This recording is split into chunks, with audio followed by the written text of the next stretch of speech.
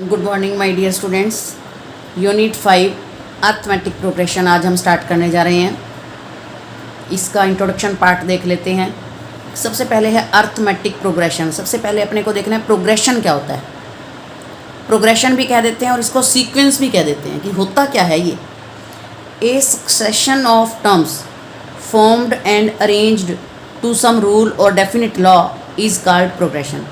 बहुत सारी टर्म्स आपके पास लिखी हुई होती हैं, तो वो कहता है कि वो कोई ना कोई डेफिनेट लॉ यूज़ कर रहा होता है या फिर रूल्स लगा रहा होता है। फॉर एग्जांपल जैसे 45 है, 43, 41, 39, 37, देखो 2 डिक्रीज़ होता जा रहा है, तो ये एक पैटर्न है, एक रूल है। इसी तरह 10,000, 12,500 ये जो है वो कंपाउंड इंटरेस्ट निकाल रहा है वो। मान लो हम 1, 3, 5, 7 ओड ओड लिख लेते हैं, 2, 4, 6, 8, तो ये इवन लिख लेते हैं 2, 3, 5, 7, वो हमारा प्राइम नंबर का सेट हो जाएगा। मीन्स कोई भी एक मीनिंगफुल जो पैटर्न लिखा होता है उसको हम कहते हैं प्रोग्रेशन। कोई ना कोई उसमें रूल लगा हुआ होता है। अब होता है अर्थमेटिक प्रोग्रेशन। क्या है वो तो हो गया प्रोग्रेशन। अर्थमेटिक प्रोग्रेशन क्या है? Arithmetic progression is a list of numbers in which each term is obtained by adding a fixed number two the preceding term. कि यहाँ पर एक स्पेशल है, अर्थमेटिक प्रोग्रेशन का नाम दे दिया गया उसको कि हर अगली टर्म पिछली टर्म में कुछ ऐड करके आए। हर जो सक्सेसिव टर्म है वो प्रीसीडिंग टर्म से कुछ ऐड करके आए। जो फर्स्ट टर्म होगी उसमें कुछ नहीं ऐड करना, वो एक्सेप्ट मीन्स फर्स्ट टर्म को छोड़ दो, अगली हर टर्म के अंदर कुछ ना कुछ फिक्स नंबर जो है वो ऐड होगा।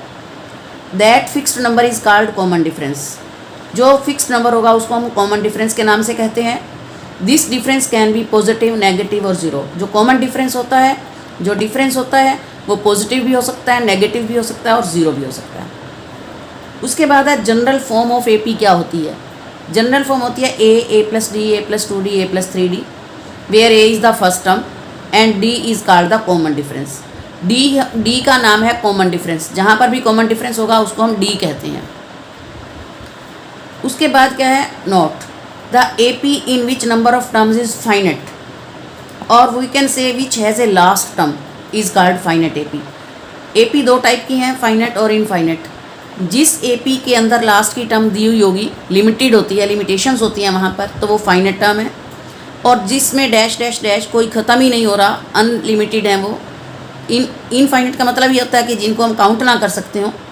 Which do not have a last term, जिसकी लास्ट टर्म ही ना हो, तो वो होती है इनफाइनेट अर्थमेटिक प्रोग्रेशन। इसके अंदर कोई लास्ट टर्म नहीं होती। ये था बेसिक हमारा। उसके बाद exercise 5.1 in which of the following situations does the list of numbers involved make an arithmetic progression and why. कुछ आपको एक सिचुएशन दी हुई है, इस सिचुएशन को सॉल्व करके देखो क्या आप इस सिचुएशन से अर्थमेटिक प्रोग्रेशन बनता है या नहीं। तो पहले हम देखेंगे कि टर्म्स क्या बनती हैं। वो कहता है कि the taxi fare after each kilometre when the fare is 15 for the first kilometre and ₹8 for each addition. Addition लिखा हुआ है, साफ हिंट मिल रहा है कि ये तो बनेगी। We know according to the statement fare for first kilometre, पहले किलोमीटर का तो 15 रुपये है ही है, 15, और हर अगले टर्म के लिए एक 8 रुपये बढ़ता जाएगा। तो फेयर ऑफ सेकेंड किलोमीटर हो जाएगा 15, तो पहले किलोमीटर का 8 और देना है, तो 23 हो गया। और 3 किलोमीटर्स का 15 तो देना ही है, 8 + 8, ये सेकंड किलोमीटर का, ये थर्ड का, तो 31। इस टाइप से ये सीरीज़ बन जाएगी हमारे पास 15, 23, 31 एट्सेट्रा। एस D इज़ 8, इसमें से ये सब्ट्रैक्ट करती हूँ 8, इसमें से ये करती हूँ 8, क्योंकि 8 ही तो जोड़ रहे हैं। इसका मतलब ये है कि ये अर्थमेटिक प्रोग्रेशन है। दूसरा क्या है? The amount of air present in a cylinder when a vacuum pump removes 1/4 of the air remaining in the cylinder at a time. Let in the beginning quantity of the air present in the cylinder is X unit. हमने माना कि cylinder के अंदर सबसे पहले X unit air थी, ये air थी। फिर 1/4X निकाल दिया, इसी का 1/4, तो 1/4X भी होएगा। ये निकल जाने के बाद मीन्स सेकेंड टर्म हो गई 3/4X। थर्ड टर्म वो कहता है जितनी सेकेंड टर्म वाली थी उसमें से फिर उसका 1/4 निकालना है, इसी का 1/4। ये सेकेंड वाली टर्म को यहाँ मान लिखो और इसी का 1/4 और निकाल लो। तो ये सब्ट्रैक्ट करके सॉल्व होके 9/16 आ गया। फिर चौथी टर्म मीन्स इसी को लेना है जो रिमेनिंग है यहाँ, इसका फिर 1/4, तो ये आ गया फोर्थ। तो first term, second term, third term, fourth term. अब अपने को ये देखना है कि कॉमन डिफरेंस क्या आ रहा है।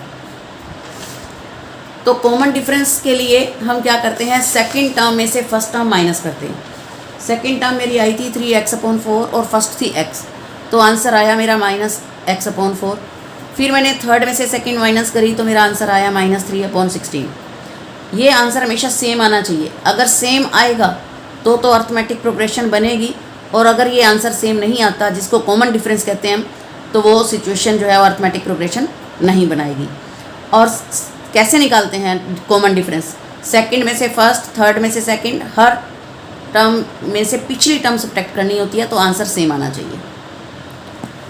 Part number third, the cost of digging a well after every metre of digging when it cost ₹150 for the first metre and raises by ₹50 for each. ये पहले की तरह ही है कि पहले मीटर, 1 मीटर अगर हम डिगिंग कराते हैं तो 150 देना ही देना है।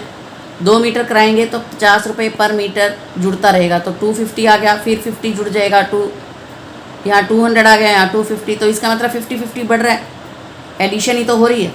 राइज का मतलब एडिशन ही है। तो sequence will this situation make an arithmetic progression. उसके बाद है fourth, the amount of money in account every year when ₹10,000 deposited at compound interest at 8% per annum. According to the statement, money will become after 1 year, 2 year, 3 year. सबसे पहले 10,000 तो beginning में थी ही, वो तो लगानी ही लगानी है। दिस इज़ A1 है, ये A है। A+D ये बनेगा कि कंपाउंड इंटरेस्ट के हिसाब से जो हमारा अमाउंट है वो बन जाएगा 1 + r/100 raised to power time, आपको पता है ये। फिर 1p × 1 + r/100 raised to power 2, b × 1 + r/100 raised to power 3। ऐसा हमने 8th क्लास में कंपाउंड इंटरेस्ट के हिसाब से सीखा था। तो हमारा जो पैसा बन गया, पहली बार 10,000 था ही, दूसरी बार 10,800 बन गया, दूसरे साल के बाद ये बन गया। तो हमारा ये अमाउंट बनता जा रहा है। हमने सब्ट्रैक्ट किया तो 800 आया, यहाँ सब्ट्रैक्ट किया तो 864 आया, not same. So this situation does not make an arithmetic progression. तो ये था आपका question number 1। Try to understand and complete your copy. So thank you, have a nice day.